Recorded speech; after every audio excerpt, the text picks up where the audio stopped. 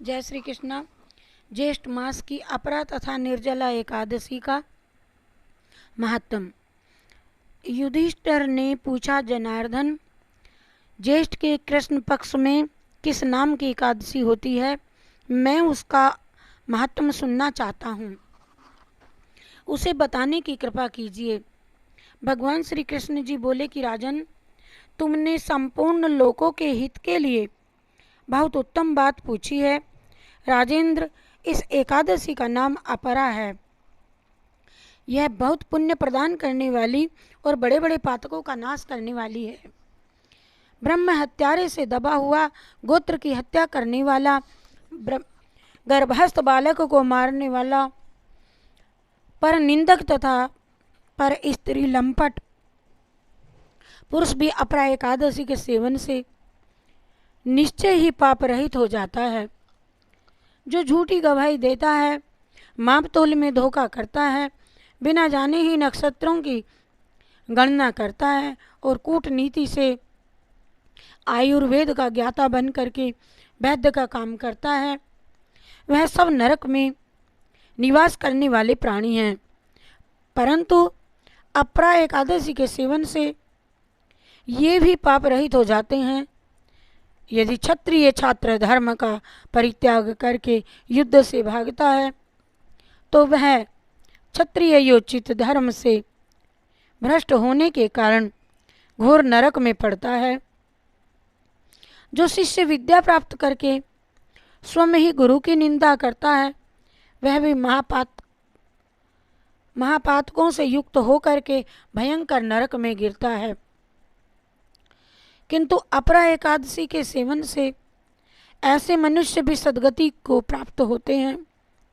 माघ में जब सूर्य मकर राशि पर स्थित हो, उस समय प्रयाग में स्नान करने वाले मनुष्यों को जो पुण्य होता है, काशी में शिवरात्रि का व्रत करने से जो पुण्य प्राप्त होता है, गया जी में पिंडदान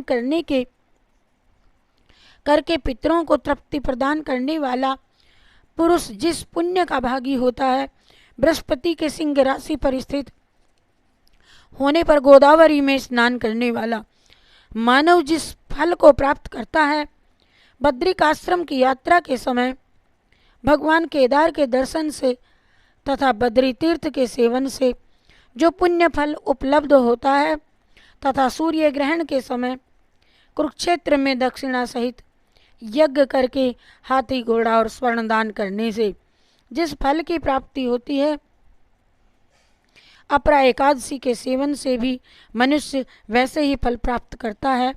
अपरा को उपवास करके भगवान वामन की पूजा करने से मनुष्य सब पापों से मुक्त हो जाता है और विष्णु लोक में प्रतिष्ठित होता है।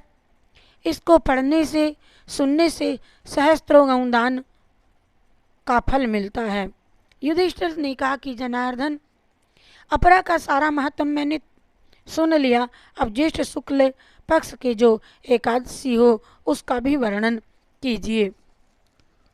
आगे निर्जला एकादशी का भी इसी कथा में कथा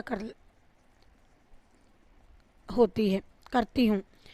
भगवान श्री कृष्ण जी बोले, निर्जला एकादशी के राजन, इसका वर्णन परम धर्मात्मा सत्यवती नंदन व्यास जी करेंगे, क्योंकि ये संपूर्ण शास्त्रों के तत्वज्ञ और वेदांगों के पारंगत विद्वान हैं। तब वेद व्यास जी कहने लगे, दोनों ही पक्षों के एकादशियों को भोजन ना करें और दोनों ही द्वादशी को स्नान आदि से पवित्र हो, फूलों से भगवान केशव की पूजा करके नित्य कर्म समाप्त होने के पश्चात पहले ब्राह्मणों को भोजन दे करके अंत में फिर स्वयं भोजन करे। राजन, जनना सोच और मरना सोच में भी एकादशी को भोजन नहीं करना चाहिए। ये सुनकर भीमसेन जी बोले, परम विद्वान पितामह, मेरी उत्तम बात सुनिए। राजा युधिष्ठिर, माता कुंती, द्रौपदी, अर्जुन, नकुल और सहदेव ये एकादशियों को कभी भोजन नहीं करते तथा मुझसे भी हमेशा यही कहते हैं कि भीमसेन, तुम भी एकादशी को ना खाया करो। किंतु मैं इन लोगों से यही कह दिया करता हूँ कि मुझसे भूख सही नहीं जाती। भीमसेन की बात सुनकर के व्यास जी ने कहा, यदि तुम्हें स्वर्गलोक की प्राप्ति अभिष्ट है और नरक को दूषित समझते हो तो दोनों पक्षों की एकादशियों को भोजन ना करना। भीमसेन बोले, महाबुद्धिमान पितामह, मैं आपके सामने सच्ची बात कहता हूँ कि एक बार भोजन करके मुझसे व्रत नहीं किया जाता, एक बार भोजन करके भी मुझसे नहीं रहा जाता, फिर उपवास करके मैं कैसे जी सकता हूँ। मेरे उदर में ब्रक नामक अग्नि सदा प्रज्वलित होती रहती है, अतः जब मैं बहुत अधिक खाता हूँ तभी ये शांत होती है। इसीलिए महामुनि, मैं वर्ष भर में केवल एक ही उपवास कर सकता हूँ, जिससे स्वर्ग की प्राप्ति सुलभ हो तथा जिसके करने से मैं कल्याण का भागी हो सकूं। कोई ऐसा एक व्रत निश्चय करके बतलाइए, मैं उसका यथोचित रूप से पालन करूंगा। व्यास जी ने कहा, भीम, ज्येष्ठ मास में सूर्य वृष राशि पर हो या मिथुन राशि पर, शुक्ल पक्ष में जो एकादशी हो उसका यत्न पूर्वक निर्जला व्रत करो।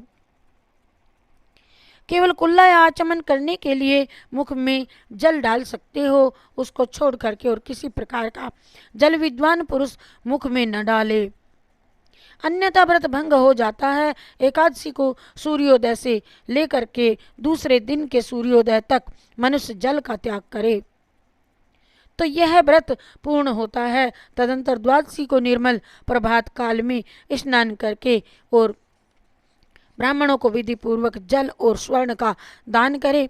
इस प्रकार सब कार्य पूरा करके जितेंद्रिय पुरुष ब्राह्मणों के ही साथ में भोजन करे।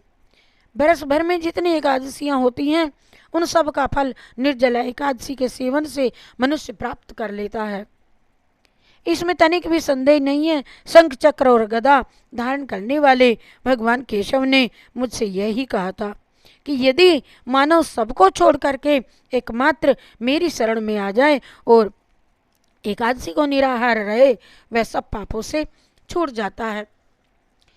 एकादशी व्रत करने वाले पुरुष के पास विशाल काय, विकराल आकृति और काले रंग वाले दंडपाशधारी भयंकर यमदूत नहीं आते। अंधकाल में पीतांबरधारी सौम्य स्वभाव वाले, हाथ में सुदर्शन धारण करने वाले और मन के समान वेगशाली विष्णुदूत आकर के इस वैष्णव पुरुष को भगवान विष्णु के धाम में ले जाते हैं। अतः निर्जला एकादशी को पूर्ण यत्न करके उपवास करना चाहिए। तुम भी सब पापों की शांति के लिए यत्न के साथ में उपवास और श्रीहरि का पूजन करो। स्त्री हो या पुरुष हो, यदि उसने मेरु पर्वत के बराबर भी महान पाप किया हो तो वह सब एकादशियों के प्रभाव से भस्म हो जाता है। जो मनुष्य उस दिन जल के नियम का पालन करता है वह पुण्य का भागी होता है। उसे एक एक पहर में कोटि कोटि स्वर्ण मुद्रा दान करने का फल प्राप्त होता सुना गया है। मनुष्य निर्जला एकादशी के दिन स्नान, दान, जप, होम आदि जो कुछ भी करता है वह सब अक्षय होता है, और यह भगवान श्री कृष्ण का कथन है। निर्जला एकादशी को विधि पूर्वक उत्तम रीति से उपवास करके मानव वैष्णव पद को प्राप्त कर लेता है। और जो मनुष्य एकादशी के दिन अन्न खाता है वह तो पाप भोजन करता है। इस लोक में वह चांडाल के समान है और मरने पर दुर्गति को ही प्राप्त होता है। जो ज्येष्ठ के शुक्ल पक्ष में एकादशी को उपवास करके दान देंगे और वे परम पद को प्राप्त होवेंगे। उन्होंने एकादशी को उपवास किया है जिन्होंने वे ब्रह्म हत्यारे, शराबी, चोर तथा गुरु द्रोही होने पर भी सब पातकों से मुक्त हो जाते हैं। हे कुंती नंदन, निर्जला एकादशी के दिन श्रद्धालु स्त्री पुरुषों के लिए जो विशेष दान और कर्तव्य विहित है उसे सुनो। उस दिन जल में शयन करने वाले भगवान विष्णु जी का पूजन और जलमयी धेनु का दान करना चाहिए, अथवा प्रत्यक्ष धेनु या घृतमयी धेनु का दान उचित है। पर्याप्त दक्षिणा और भांति भांति के मिष्टान्नों द्वारा यत्न पूर्वक ब्राह्मणों को संतुष्ट करना चाहिए। ऐसा करने से ब्राह्मण अवश्य संतुष्ट होते हैं और उनसे संतुष्ट होने पर श्रीहरि मोक्ष प्रदान करते हैं।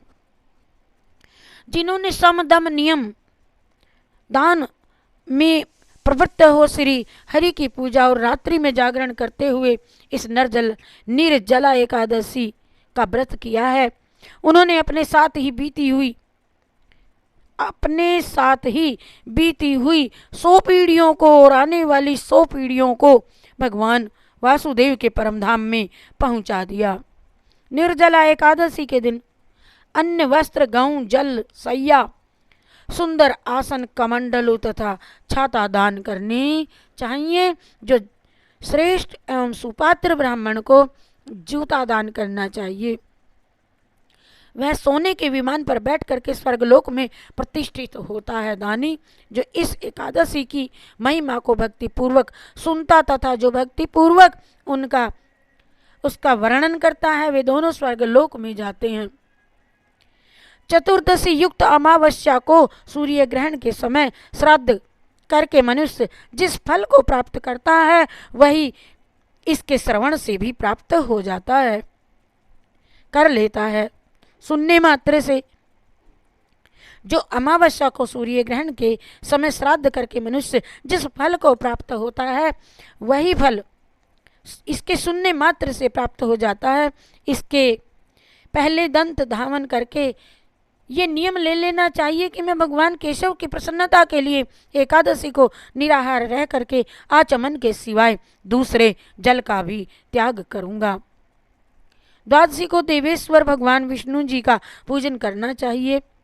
गंध धूप पुष्प और सुंदर वस्त्र से विधि पूर्वक पूजन करके जल का घड़ा कुंभ संकल्प करते हुए निम्नांकित मंत्र का उच्चारण करे। देव देव ऋषिकेश संसारार्णव तारका उदकुंभ प्रदानेन नय माम परमाम गतिम। संसार सागर से तारने वाले देव देव ऋषिकेश, इस जल के घड़े का दान करने से आप मुझे परम गति की प्राप्ति कराइए। भीमसेन ज्येष्ठ मास में शुक्ल पक्ष की जो शुभ एकादशी होती है, उसका निर्जल व्रत अवश्य करना चाहिए तथा उस दिन श्रेष्ठ ब्राह्मणों को शक्कर के साथ में जल के घड़े का दान देना चाहिए। ऐसा करने से मनुष्य भगवान विष्णु के समीप पहुंच करके आनंद का अनुभव करते हैं।